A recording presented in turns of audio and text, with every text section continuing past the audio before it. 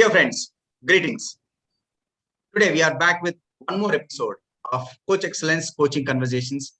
And today I have a fabulous coach with us, a veteran, and with whom I actually happened to study one of a program. And that's none other than Mr. C.N. Murthy.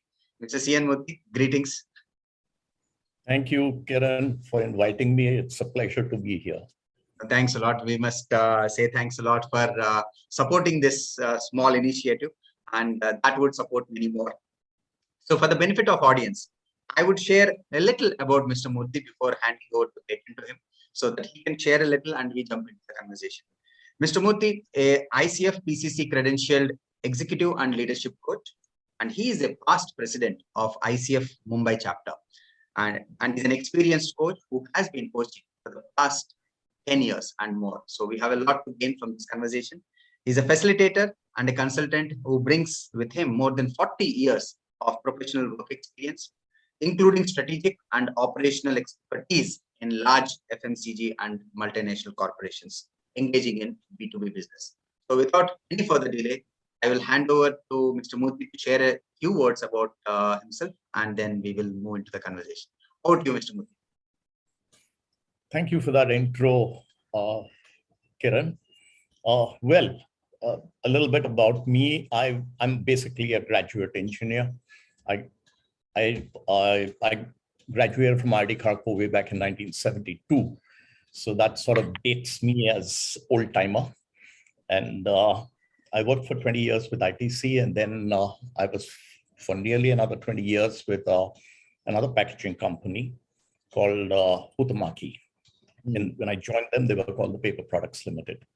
So it was somewhere around 2011 that, let's say that I had a Buddha moment.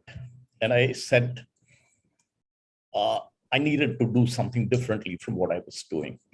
So I retired at that time because I had turned 60 and just become a grandfather. And I said, this is the right time to move.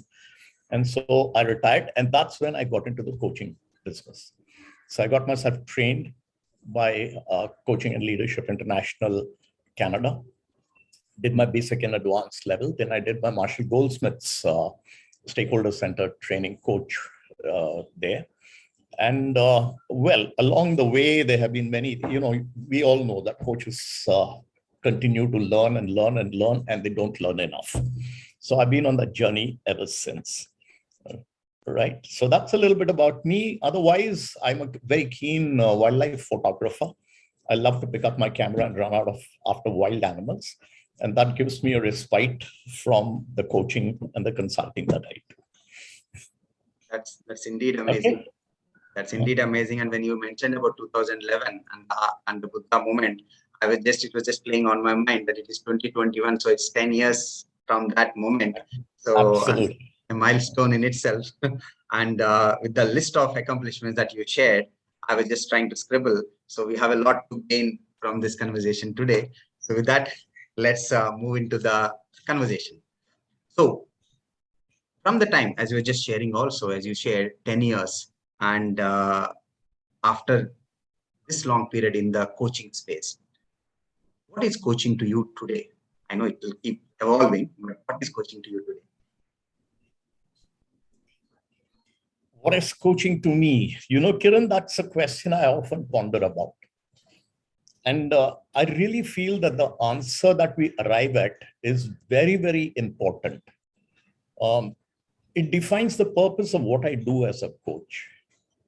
And, whatever we do in life is in pursuit of results that we aspire for. And so also it is when we enter a coaching session. So the first thing is we need to have an intent.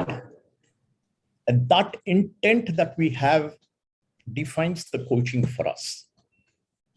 And as for me, coaching is just an opportunity to have a conversation with a person, helping him see, be the mirror for him, helping him see not just his face, but what is deep down inside. Yeah. Supporting a person who needs to look inward it's something very difficult to do for ourselves, even for coaches. And so as coaching is to help to support that person unravel and get the meaning of their life, not just learn, but get the meaning of the life at that moment. That to me is what coaching is all about. So it was fantastic when I often connect with this word of helping and support. So it was amazing to see when you said that the intent there also is to support, but often where the word help comes in. But how you said that supporting, and then you use the word deep down inside. For those all who are curious, that's only one short line I can say the benefit of getting into a coaching conversation. Absolutely. You help a person who you see as incapable of doing something or achieving something. You support a person in whom you see strength. And all you need is to lend him a shoulder. Amazing. And coaching is therefore just lending a shoulder. You nailed it so clear and sharp, the difference between the helping and supporting it. I think that that itself clears all the air around, confusion around usually what is the difference between helping and supporting.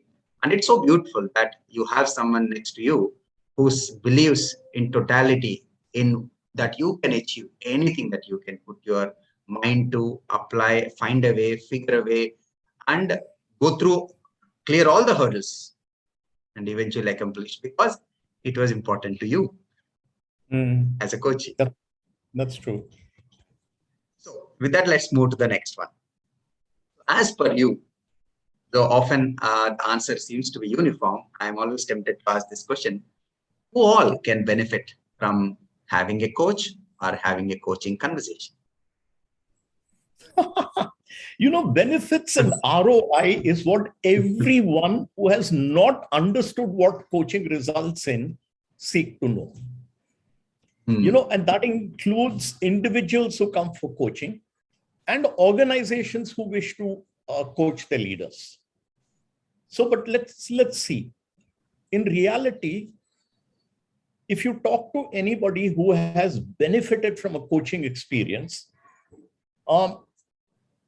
he learns to look for something else than a benefit in him. So the benefit, one actually benefits by realizing an understanding of one's own innate capability and power to accomplish the impossible. One begins to recognize the beliefs that do not help a person and implant new beliefs that helps him take actions and exhibit new behaviors. Human beings are very complex and they evolve by recognizing one's own potential. They don't evolve because they are told to do things. They don't evolve because they learn from textbooks. They recognize their own potential. They pick up knowledge. And that's when they change the world around them in ways that deliver benefits for self and the system they engage in. So as a coach, that is the way we allow people to benefit and the system to benefit. So both the individual who's coached gains and the system in which the coachee works also benefits, be it the work system, the family system, or the social system. I think when you mentioned about the system benefit, I'm tempted to pick from there that the benefits, I think that can be the multiplier effect. One, he benefited, which itself is a one significant level of achievement. And when the system benefits, that probably also can get multiplied because there's a family, there's a society, there's that organization, and there's certain learnings that he or she had about self, and it gets to benefit so many. It's such a beautiful space to even sense. Kiran, I'll even say that in truth, as a coach, one benefits too, in a very personal way. And that is because you get to see butterflies emerge through reflection and introspection that the coaching engagement results. And this changes one's own understanding of who I am and how I allow my own personality to cloud the power of my inner being. So I get to know more about myself because I can see the reflection of that person in me. So it's a very beautiful way where it is you supporting you. We keep talking about co-creation. So I think that co-creation is the essence of a coaching engagement, and benefits come from that co-creation. So this is known a lot to the coaches. Then they say, I already paid you. So the kind of a value that a coach gets from the coaching conversation is priceless. The fee paid has a value, but I think what the coach journey itself evolves, I think is nothing short of priceless. Mm-hmm.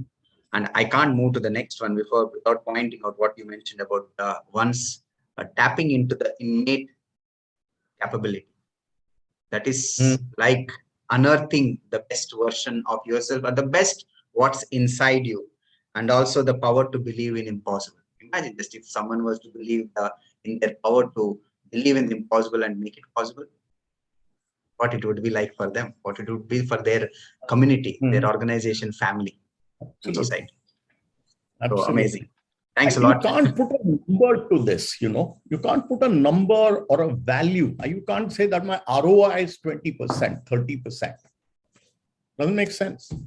And I will encourage the audience to listen to this part once again to get the best out of it, though I try to articulate a little bit, because it is so, it gave a sneak peek into what's the possibilities for anyone who comes to coaching with that full intent, real intent to benefit from it. And what's follow is witnessed first by the coach and then the Lord by their ecosystem. So with that, let's move to a third one, which is something about myths. And as we all know, you name it, there is a myth around that, and it keeps getting created more and more. So coaching is no exception. So what would be that one myth about coaching that you would like to burst for the benefit of our audience today? Oh, a myth. Let me see now. There are so many myths about coaching, and we all have myths that we create with our own minds, right? So let's see one. A very big myth for me is that coaches do not share or mentor. And I believe that is a myth. Okay. I do know why we say that coaches should not share or mentor in a coaching session. But we need to understand the rationale behind it. Frankly, I don't see an inherent problem there. And the myth holds true if one falls into the trap of telling and sharing all the time, instead of being curious and asking to discover. You see, so that is something no coach should ever forget. The prime objective of a coaching conversation, if you ask me, is to have that coachee reflecting, searching for an answer that is there within himself, which he hasn't got in touch with. That's the prime objective of a coaching. So what does a coach do? He asks powerful questions. We all know competency, powerful questioning. So he recognizes presuppositions made, challenges them, right? Now, when he challenges them and through his powerful questioning, he is now digging deep and delving into the inner obstacles, the kleshas. And there are 4 of them. Abhinivesha, fear of change. Fear, we call it. Dvesha, which is aversion. I can't stand it. Okay. So I will never go that way. Then raga, attachment. I'm so fond of something. It's my, that's my sweet spot. And I can't forsake it. And then, of course, we all know, Amita, ego identification. Stranger. Right? So these are all there and they keep us down. Now, if we share knowledge and let the coachee get comfortable saying, "Ha, maine seekh liya, I learned," then he stops thinking. The search is over and he is at peace because the knowledge has made him calm and peaceful. I got what I wanted. Thank you ever so much, sir. But yet, he has not got into touch with these inner kleshas. So you see, that is the reason probably why people say don't share, don't mentor. To keep the coachee in a environment of churn. And with that churn, the person keeps thinking and searching. But we should not forget that there is a fifth klesha that is talked about by our tradition, and that is avidya. Avidya is ignorance, and that is a very big klesha and the first one. Okay, and it is to get rid of that avidya that a coach sometimes needs to share and transfer the knowledge and the experience that he has to the coachee. The key point is not to keep from sharing, but learn through your own experience and skills and your qualities as a coach. And you need a presence. You need to find an opportunity time during the coaching conversation to share. See, and that is what presence does. So presence ensures, with presence, a good coach ensures that by sharing, the energy required to search and inquire is never dampened in a coach. So if, as a coach, we are capable of doing that, and we should build that capability in ourselves, how to share, when to share. If we get this into our own thinking, then this myth is broken. That's so amazing the way you gave an example, and you took us through the cliches, and the fifth one, avidya, is fabulous. I think the only one can sense it by listening to it again and reflecting upon it as to, and there's no script for this. As you said, how to share, when to share, there is no script for it. No two individuals are the same, Kiran. No two individuals are the same. We are all different. And you guess what? We change ourselves at different points of time. We are never the same all the time in our life. When I'm interacting with you here, and what I will be 1 hour from now will probably be different. So that's how complex we are. And another thing, though the response in this was longer and beautiful, is you also shared how important it was to be in the coach's world, coachee's world. I sense that when you did this questioning, reasoning, curiosity, what we are doing is the coachees traveling, going around in their world deeper. So it is the coach's world. So if the coach was to quickly start sharing knowledge and without allowing the coachee to do his or her journey, so ideally the coach, we are also probably not in the coach's world. And that is not the purpose of the coaching conversation. But you said how at the right time, appropriate time, when the vidya part comes, that can sow a seed of progress for that individual. And I think consciously the coach will still leave it for the coachee to pick the learnings, make the progress, decide on the next steps. And still be searching for his answer. That's the goal. That is an answer that they're looking for, and they would own the action plan and they would take accountability of it, whatever comes on. Absolutely. Amazing. Thanks a lot. This is one of the best myths that was burst on this forum. I thoroughly enjoyed it. I will listen again to benefit from it. So with that, let's move to the next one.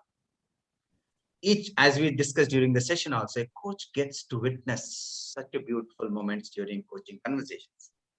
So any one coaching memory that you can share with the audience while taking care of the confidentiality part, so we get to benefit from it.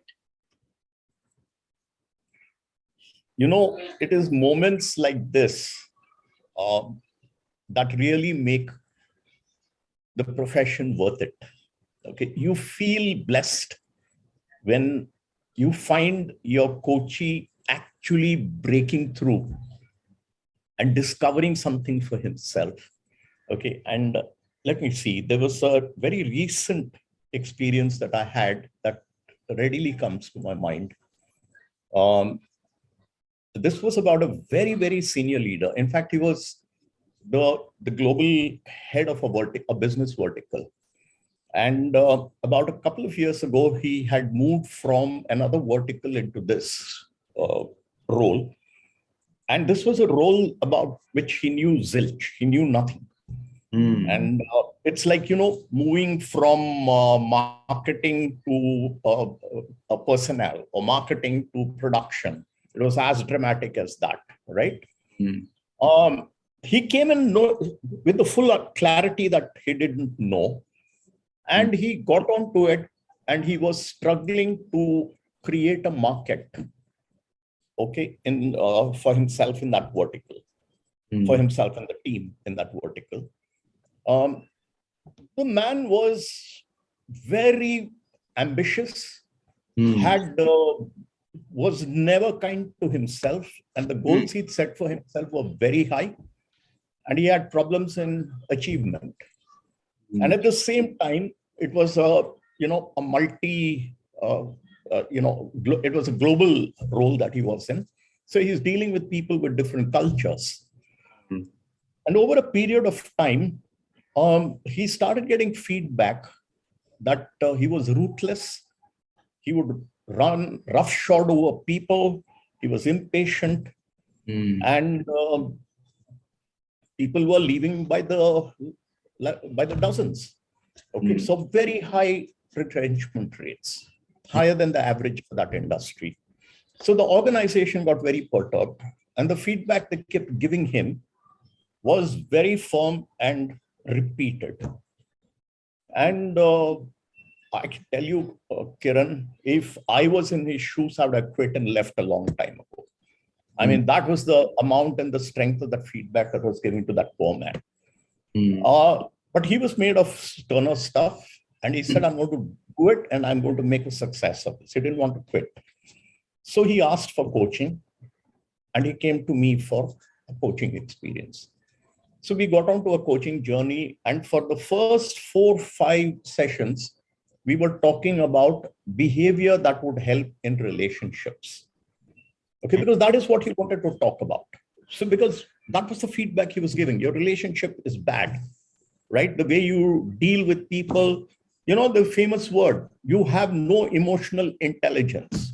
Okay, so they boxed him in that. Okay, no emotional intelligence, no self-awareness, no self-management, no social awareness, and therefore your relationships are horrible.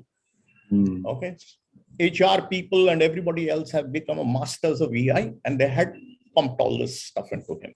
And that's what he wanted to work on, improve his emotional intelligence and build relationship. But he was a doer. He was a down-to-earth result getter, and he wasn't getting results, and he was pushing that. After 4-5 sessions, when I asked him, where are we on the journey? He said, you know what, things have changed. I've been able to manage my relationships better. My feedback is better. People are more open and they are talking. So he went through all that.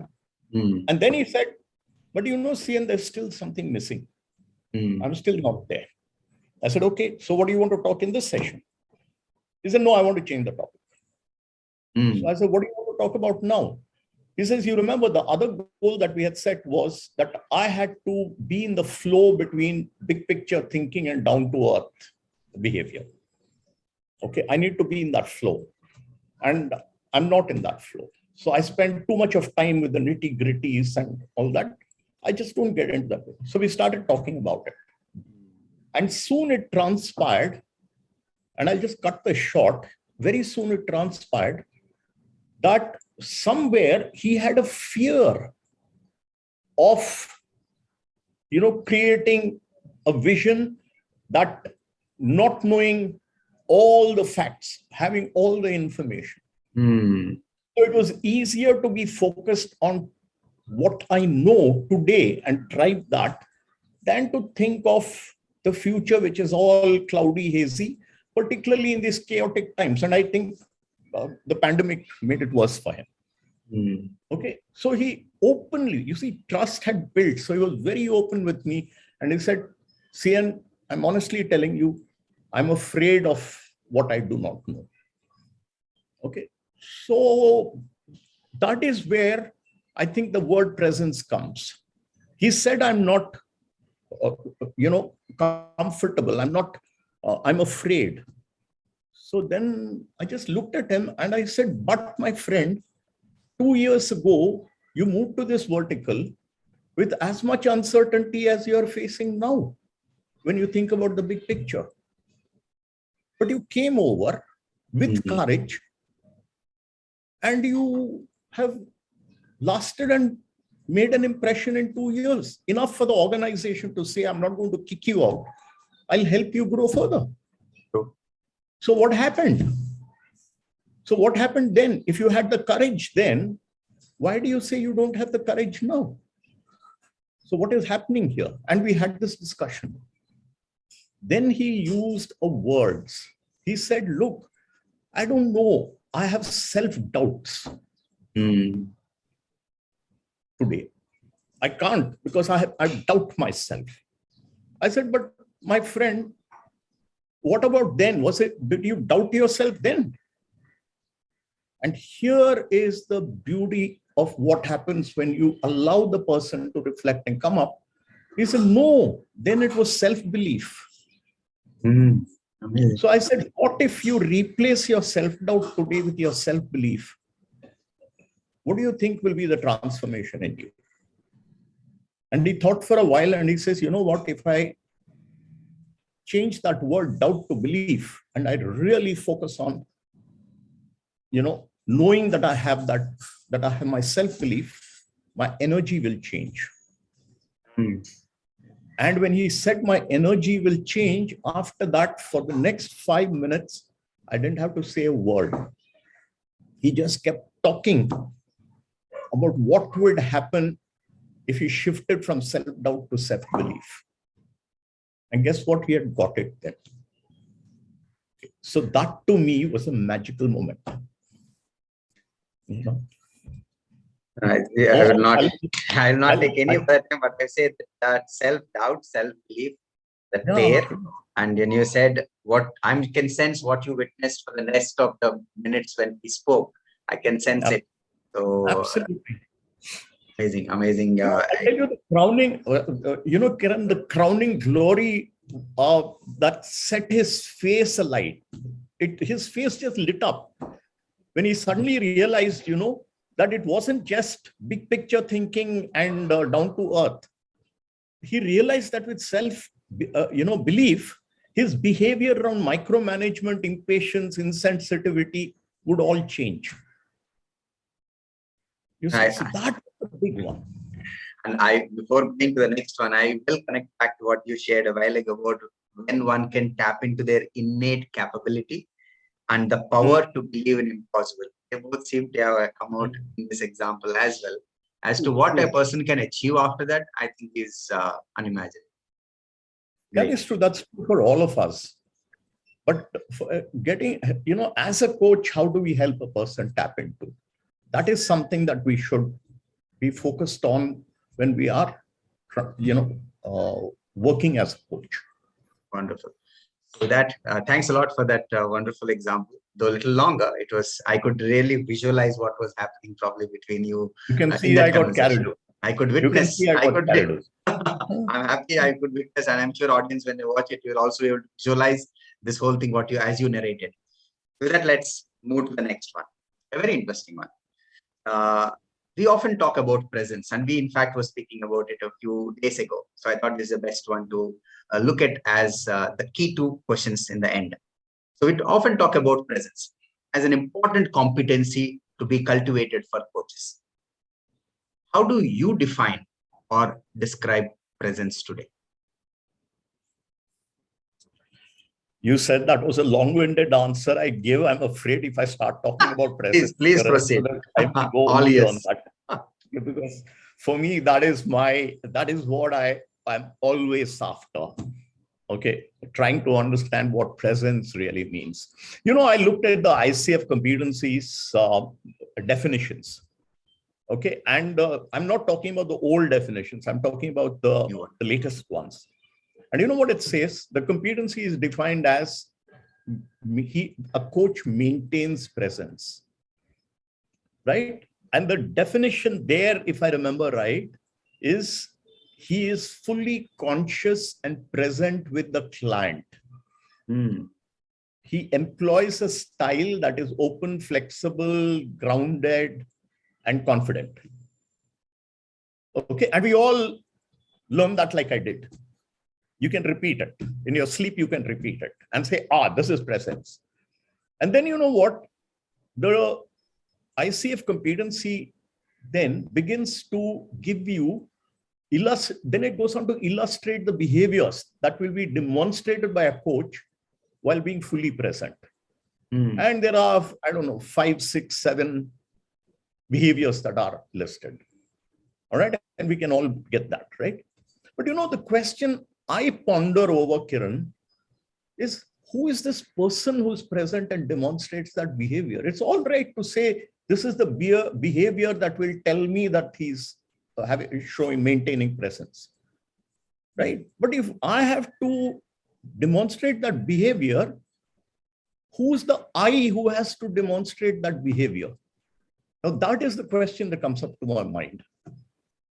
So the question then becomes, do I know who I am? You see? And then if you look at it, my total understanding today is that a person is a human who usually interacts with the world from his personality, from his outer sheath. And that sheath consists of what? My needs, my wants, my desires, the qualities about which I'm proud, my limiting beliefs. When you asked me to introduce myself, what did I say? I gave you my education. I told you I was an engineer. I told you I was, my work experience. So that is what I share. So that is the sheath. That is how I interact with the outside world. And all that I try to do in the world is controlled by this. But when I reflect within, I realize that deep down, there is a core to me. And that is what we call the being. You see? And that being is one that doesn't have qualities, but that has gifts. We call them endowments. And these gifts and endowments, the person is born with. They are with him the moment he is born. If you look at a child, the child has these endowments. Later on, and the child displays these endowments, acts with these endowments. And what are these endowments? Conscience, self-awareness. The child knows when it is hungry, sleepy, completely what it wants, it knows. What is happening within itself, it knows. It has phenomenal creative imagination, independent will. Ziddi, I wanted to get it.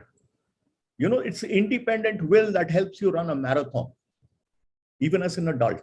It is not your physical capability, it is your willpower that gets it. Ask any marathon runner.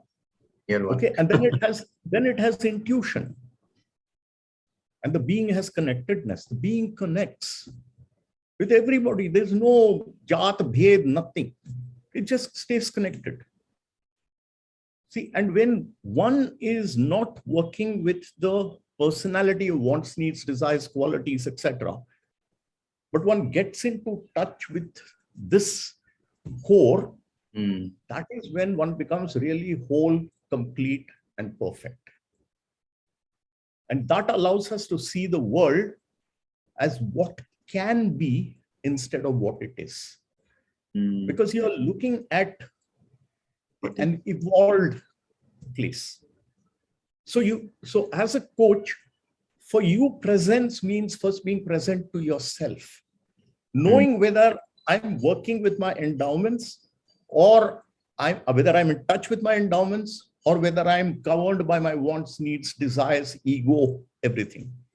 So if I can, and the personality is not bad, because that is what allows us to survive. That is how we interact with the outside world. It's there for a purpose. But we have to the presence means I know whether I'm working from my personality, or I'm working from my being. And how do I remain in the flow between them? So that is the first element of the presence. The second element of presence is seeing the same dance in the human being with whom I'm having a conversation. Mark my words, I'm not talking coaching. It's there for every conversation. Good listening, you're good at conversation, you make your point when you're present with the other person. So when that other person's energy meshes with yours, that happens when you recognize whether he is curious, imaginative, wanting to hear you, or is he working from his, I don't want anything, personality. So recognizing that is the second element of that dance between yourself and knowing the dance that the coachee is playing. And in a coaching conversation, you're dancing between the two humans. So if you are able to recognize the complete, perfect human being with whom you are in conversation with, and you recognize where you are at that moment of the conversation, you're present. Did I manage to conclude? No. It is wonderful. I'm still in that space of thinking, and I was just trying to see at least for me, the being and the sheath, or the outer sheath, and the personality itself was a good distinction to start allowing it to play on the mind. I think the rest is I have to tap into my own resources to further get this clarity and watch this once again. Start making that baby step progress. I can tell you that even after I say so much, but even I struggle to be present. It happens, See, to be present, it is not just being in the flow between your personality and core being, right? You have to recognize compassionately, non-judgmentally, that the coachee is also struggling to overcome his preoccupation with his limiting personality. Yeah. And when you realize that is when your curiosity, imagination, intuition, etc. come into play. And that helps you see the person as whole and complete. Otherwise, you're stuck with your experience, with the experience you get from the behavior shown by his personality. You never realize that he has potential within himself. Fantastic.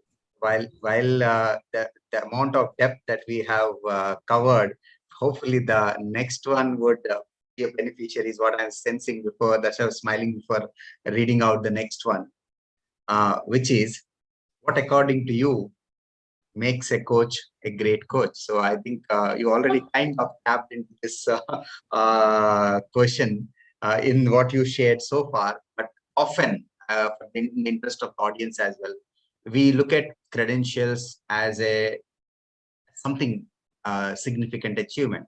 But I also heard a lot about, and I tried to understand about what makes a coach, a great coach, and left me, continues to be a curious subject to dwell into. So I'd like to hear from you on it. It's a very short answer, honestly, Kiran. For me, a great coach is, is one who recognizes the doer, who does the doing and is sitting there in front of him, and one who connects and supports that doer in the doer's journey of transformation. And if you are able to do that, I think you are a great coach. I'd love to work with you. Amazing. When you use the terms, the recognizing the doer, connects with the doer, and I think the third one was supports the doer, then it's the doer's world. And I think the doer treasures that space of conversation. And I think what they will choose to do and rest is well supported because they own the space, they determine and decide what they will do going forward on that subject or topic. And I think in most of the cases, they go on to achieve because they have unlimited potential. Absolutely. Fantastic. Absolutely. So well summarized. Yeah, that I think that's what makes coaching to me, when I sense it, because I have witnessed the space of a training and mentoring and coaching. Somehow I logically arrive at and sense coaching as that the highest order of a space in this journey as a learner. Because in a teaching, the teacher teaches you, I learn. And in mentoring, someone shares what worked wonders for them and encourages you to either adopt it or figure something that is a combination of your like and that their experiences. But in coaching, it is completely me at the center all around everything. And then I take full accountability of what I do and what I choose to do and the results that follow. So great. So with that, we complete the 6 questions. But before we wind up, a very interesting question that will benefit most of the audience and the coaches who are aspiring to, the ones who are aspiring to consider coaching as a career, is what would be that one advice from you with your experience so far that would support wannabe coaches in their journey?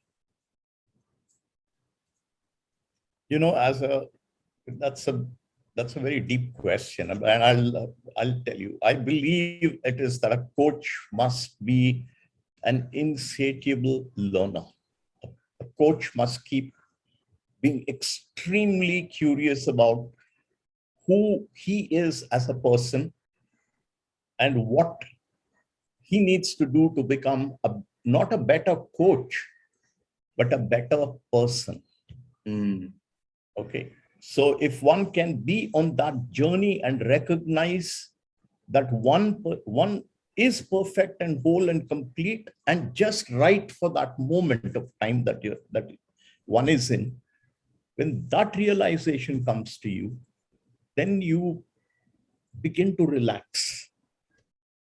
And your interactions and your ability to deal with people becomes that much better. Your curiosity comes up then. Otherwise, you're stuck with trying to prove yourself.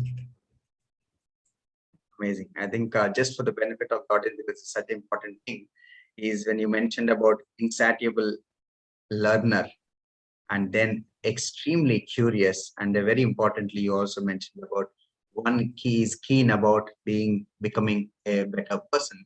I think these form a very big chunk of someone who's aspiring to take up coaching as a career, as a profession. And I think as we emerged in the conversation also, you will be the first big beneficiary before even the coaches get benefited from the conversations that they would be part of they would have along with you. So fantastic. Thanks a lot for that, Mr. Murthy. It was wonderful. I being the first beneficiary of this conversation. And with that, for the benefit of... So kind. Thank you. And for the benefit of our audience, for all those who are interested to get in touch with you, what would be the easiest way to reach Mr. C.N. Murthy? Well, there are two ways of reaching me. One is, you can find me on LinkedIn as CN Murthy. I can share my mobile number, or Kiran, you could share I will go it ahead with and feature it. and I can put it, or we can put it up on the chat right away. It is 99301799046, India, +91. And my mail ID is very, very simple. My name is CN Murthy, so it is just CNN at cnconsulting.co.in. Yeah, fantastic. Thanks a lot for that. So with that, we come to the end of today's conversation. And for the audience, I hope this conversation was supportive. For me, it has been wonderful. I can vouch for it. And if you have liked the session, please go ahead and hit the like. And if you have any questions on this conversation, please feel free to drop in a line in the comment section. I myself or Mr. Murthy will be more than happy to respond to your query. Because the objective here is to support all those who are interested in coaching and wannabe coaches and the coaches all together. And feel free to share this conversation with all those whom you feel would benefit from this conversation. And as I shared, hit the like. So that's how we get to know that you have liked the conversation, and you can go ahead also subscribe to this channel so that every next conversation, you get to be notified and be among the first to experience it. So with that, Kiran, yes, Mr. Murthy. Kiran, with your permission, I just would like to tell the audience that we have designed a program which we call Dancing with the Gods. And this is, you remember I was talking about the dance between my personality and my being. Yeah. Recognizing the dance that the coachee is doing, and then in the interaction, play that dance.